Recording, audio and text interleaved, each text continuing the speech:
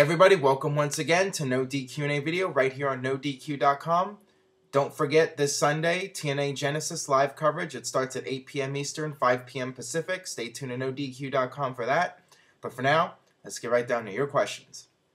Do you see Kofi Kingston ever moving up the card? Personally, I think he has all the tools. He just needs a decent storyline and push. Well, I definitely agree with you that Kofi Kingston has the tools to be a big star in WWE. He has a good look. He's a great wrestler. His mic skills are pretty good. I've actually seen video clips of him before WWE, and I think he was playing kind of a heel role, and he actually sounded really good. So, I mean, I think there is some talent there that WWE hasn't really tapped into yet. Unfortunately, they already gave him a shot a few years ago, and they quickly gave up on him. So, I'm not really sure that WWE is going to give him a second chance at the top. We'll just have to wait and see. But if anyone deserves it on the WWE roster, he certainly has to be up there somewhere at the top. Do you think brand-specific pay-per-views were better?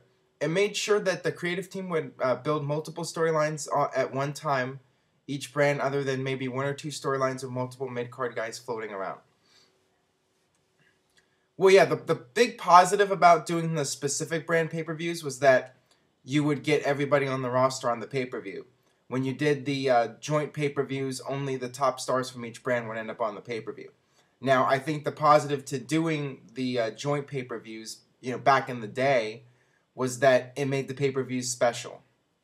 The thing is, when you buy a pay-per-view, you want to get something that you're not going to see on regular free television.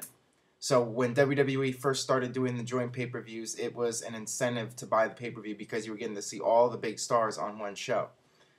Now it doesn't really mean anything because the SmackDown stars appear on Raw and the Raw guys appear on SmackDown, and I mean that's an issue with WWE. And actually, both the previous question and this question will be mentioned again in an upcoming question, so I'll talk more about that in just a minute here.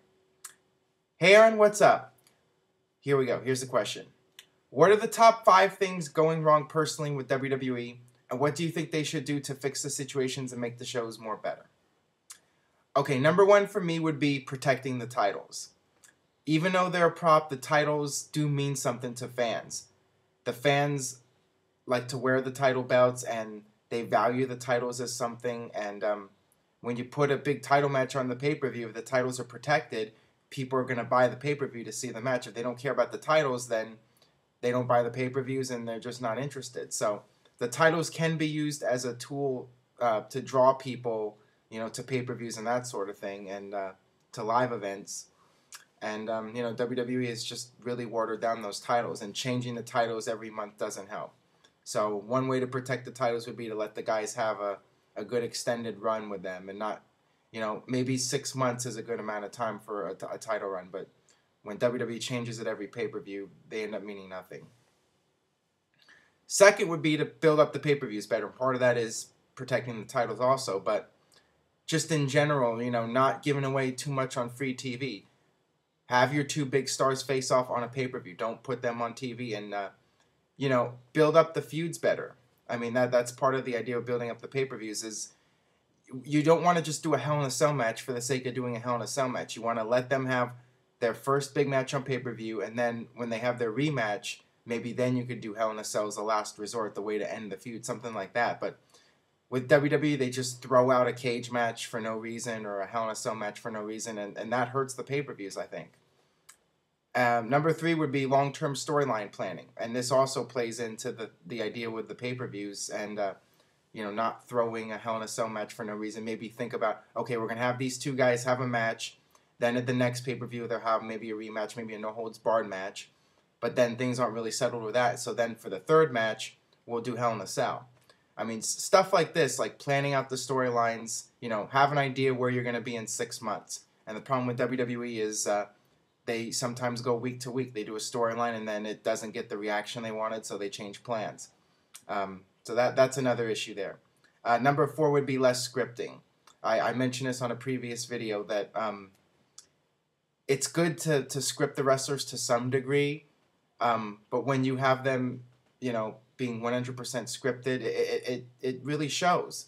I mean, when you look at Vince Russo and TNA, sometimes when I see a guy cutting a promo, I know it's not the wrestler's thoughts. It's Vince Russo. I can hear Vince Russo in the lines being delivered, and that's a problem. When every guy sounds like Vince Russo, then you know you're scripting it too much, and that's a problem in WWE too.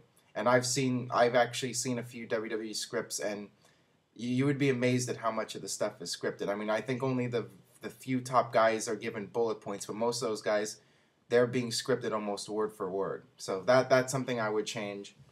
And lastly, this goes, this plays with everything. Taking more chances. WWE likes to, just tread water. They like to do the same thing and not really take chances. And the thing that made WWE so great in the late 90s is that they were willing to take risks. And they don't do that anymore. And, they, on one hand, they don't really have to because they have no serious competition. But still, it wouldn't hurt to try something different once in a while. And if it fails, at least you tried. And perhaps one day you take a chance and it pays off big time. So those are my top 5 things. You guys let me know what you think. What are your top 5 for what changes WWE should make? Where's the storyline with Kane and John Cena going into? Shouldn't they be building up for WrestleMania? Well, right now the John Cena-Kane storyline is just something to keep Cena busy until The Rock is ready to return and start the build-up for WrestleMania 28. That's all it is. And just along the way, WWE decided to, have Kane do this storyline with Cena where he talks about Cena embracing the hate. So they're continuing to build up to WrestleMania 28 through this feud with Kane and John Cena. So that's pretty much what it is right there. Why wasn't Matt Hardy pushed to the World Heavyweight title or WWE Championship like his brother? Well, I think the thing is, of the two brothers, Jeff Hardy was always the more popular one. And I think it's because Jeff Hardy was the risk taker, the bigger risk taker. I mean, they both were. But, Jeff Hardy really took things to the extreme and took all the crazy bumps. And therefore, he had the bigger fan base. And I don't really think either guy was seen as a world title contender by WWE. It just so happened that Jeff Hardy was just so popular with the fans that WWE really had no other choice but to give him a title run. That's just the way it was. Matt Hardy was not quite popular enough where WWE had to put the title on him. That's just the way I see it. Would it be considered a slap in the face if Undertaker lost to Triple H at WrestleMania 28? Also, how mad do you think the internet and regular fans would be? They would not be happy. I am absolutely positive of that. I highly doubt that Triple H will end the Undertaker streak if that match is, in fact, the one that's going to happen at WrestleMania 28. But yeah, if Triple H were to beat Undertaker, I could see people being very unhappy, definitely. Will Batista return to WWE in 2012? Well, I think the only person that can answer that question is Batista, but I'm going to say that it's at least a possibility and maybe a good possibility because you got to look at it this way.